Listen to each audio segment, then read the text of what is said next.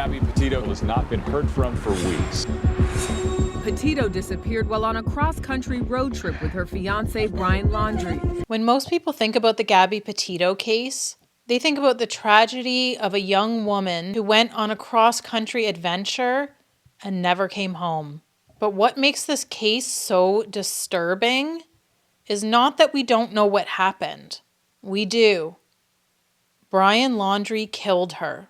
Her tragic death alone is hard to sit with. But there's something else about this case that's also very disturbing. When you look closely at what was happening in that relationship, there were many warning signs that could have prevented this tragedy. Control, isolation, escalating conflicts, even physical violence that strangers witnessed. I'd like to report a domestic dispute. We drove by and the gentleman was slapping the girl. Yes, and then we stopped. They ran up and down the sidewalk. He proceeded to hit her, hopped in the car, and they drove off. And yet several people that interacted with this couple, including the police, walked away thinking that Gabby was the unstable one, that she was the aggressive one in that relationship. She was crying, she was apologizing, she was placing the blame on herself. Meanwhile, we saw Brian looking calm. He was quite polite, very cooperative. And that dynamic right there is actually one of the most common patterns in abusive relationships. Later in this video, I want to come back to that body cam footage because there are several moments during that interaction that look completely different once you understand the psychology of abusive relationships.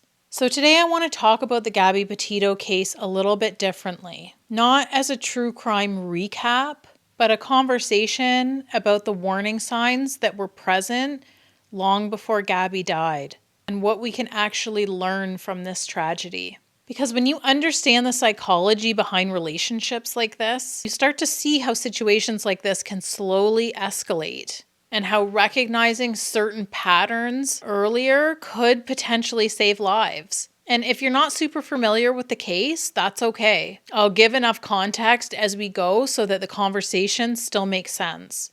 Before we get into the dynamics of the relationship, I think it's important to talk about Gabby herself for a minute. Because when we look at Gabby, we can see two different things at the same time. On one hand, she was clearly adventurous and ambitious. She wanted to travel across the country.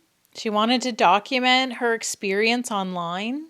She had creative interests. She was really trying to build something special with this van life adventure. And she worked really hard to save up the money to do this. That all takes a lot of confidence. But at the same time, Gabby also seemed to really struggle with anxiety and insecurities. We even heard her say in the body cam footage that she has really bad anxiety and OCD. Socially, she didn't seem to have a huge friend group. She was a little bit more of that artsy, free-spirited personality.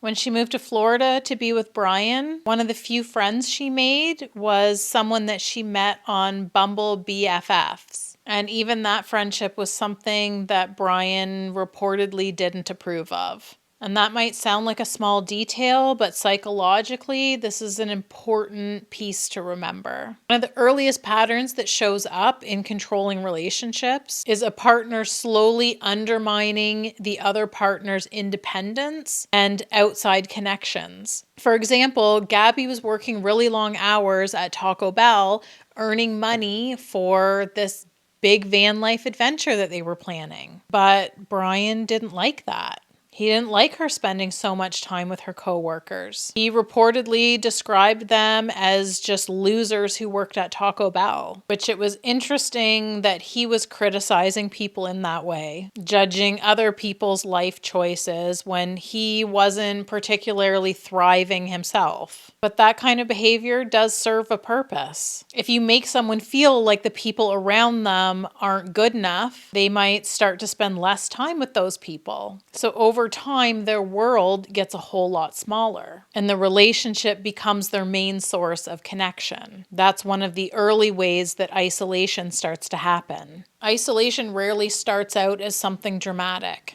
It's more likely to start with small comments, maybe criticizing friends or coworkers, saying that someone is a bad influence or beneath them, making the partner feel like other people just don't understand their relationship.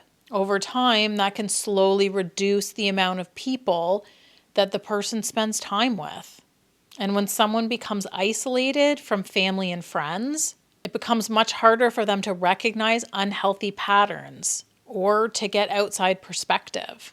Another really important part of this dynamic was their move to Florida. Gabby left New York to move in with Brian and his parents. That meant she was suddenly in their environment, living with his support system, his family, his home base, not hers. And then the isolation escalated even further when they started living out of the van. Van life might look romantic online, but when you really think about the reality of it, you're talking about two people living in an extremely tiny space. The back of that van was basically a bed and not much else.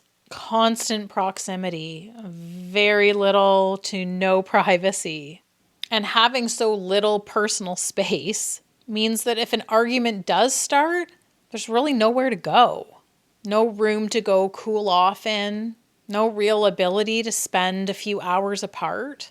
And if the relationship is already tense or dysfunctional, that kind of environment can intensify conflict very quickly. One of the most widely discussed moments of the case is the police body cam footage from when officers stopped them after someone had called the police reporting having seen Brian slapping Gabby in the street. When you watch that footage, it reveals some very psychologically interesting things. Gabby looks extremely emotional. She's crying. She looks visibly shaken.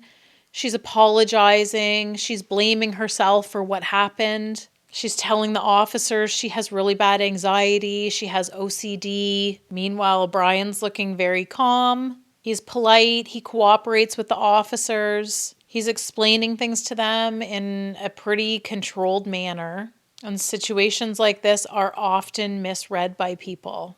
Because to an outsider, the emotional person can sometimes look like the unstable one.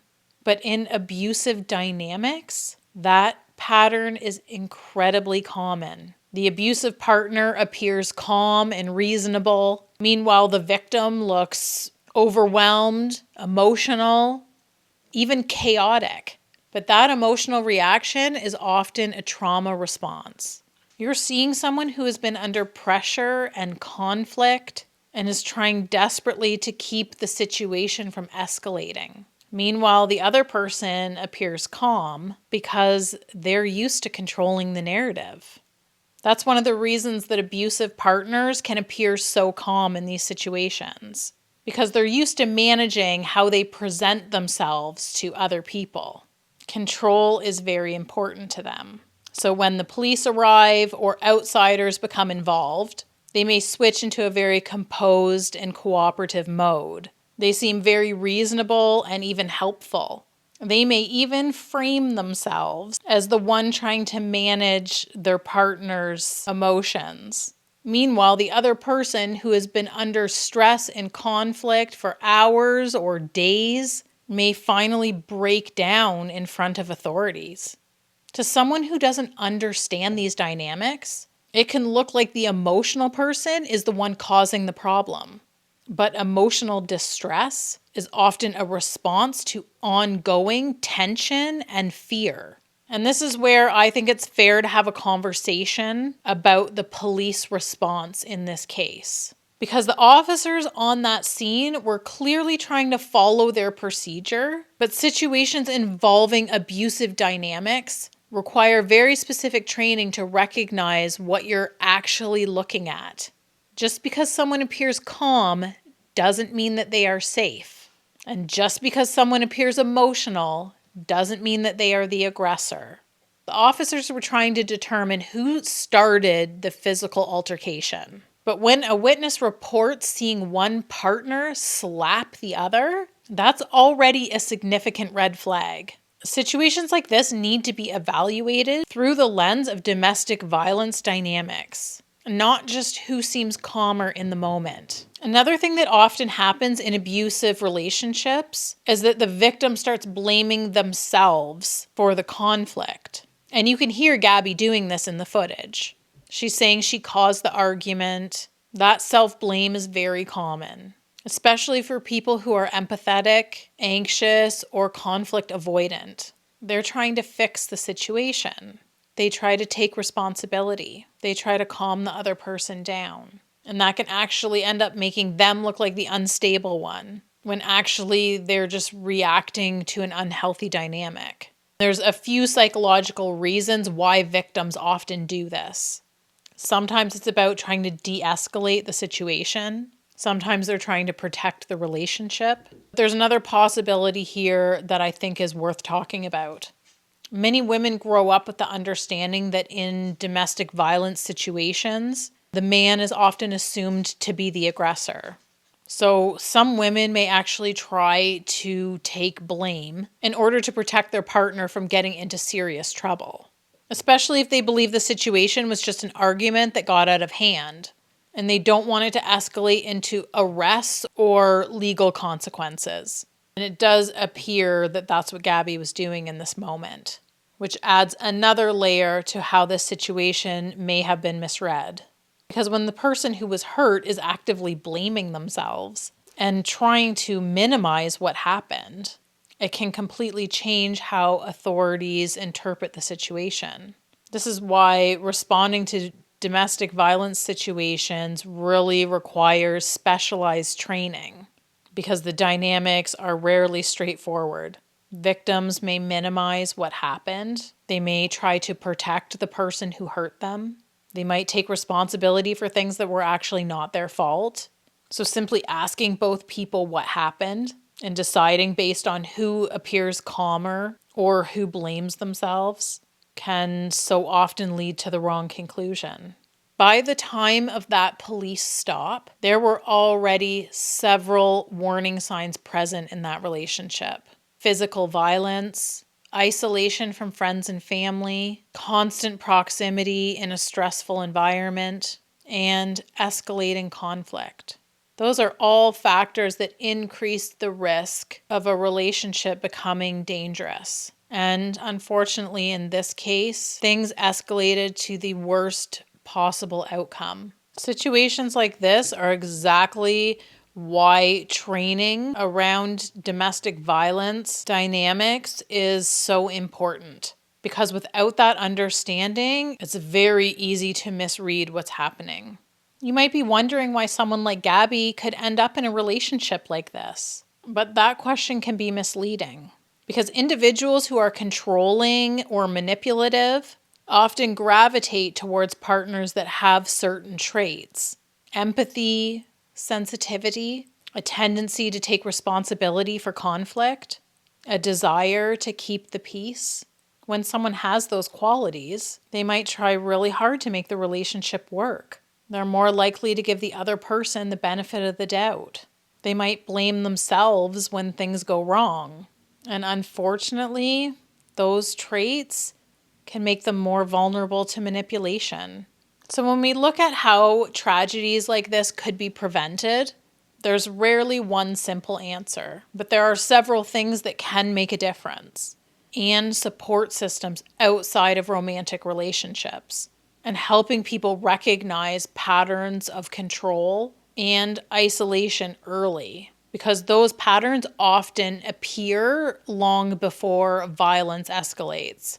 In this case, witnesses reported seeing Brian slap Gabby. That was incredibly important. And I will note also that along with that report, the police officer did see marks on Gabby's face and shoulder. But that witness report was really important. It showed that people paying attention can make a difference. But situations involving domestic violence are complicated. Sometimes people hesitate to intervene. Sometimes authorities misinterpret what they're seeing. And sadly, as we saw here, that can have deadly consequences. This is why awareness and education are so important. The most important lesson from Gabby Petito's case is not just about one relationship. It's about recognizing patterns that appear in many unhealthy relationships. Control that slowly limits someone's independence, isolation that cuts them off from support, conflicts that escalate over time, and dynamics where the victim begins to blame themselves. When people understand these patterns, they are much more likely to recognize them early. And recognizing them early can make the difference between a situation that gets worse and one where someone finds the strength and support to leave. I was actually working on this Gabby Petito video when the video that Dakota sold to TMZ of Taylor Frankie Paul the night of their 2023 domestic violence dispute started surfacing. And I remember way back when this originally happened thinking, wow, this just reminds me so much of Gabby Petito when I had watched the police body cam footage back in 2023 of Taylor Frankie Paul and Dakota Mortensen. To me, the similarities are chilling, but I don't know. Have you seen them? What do you think?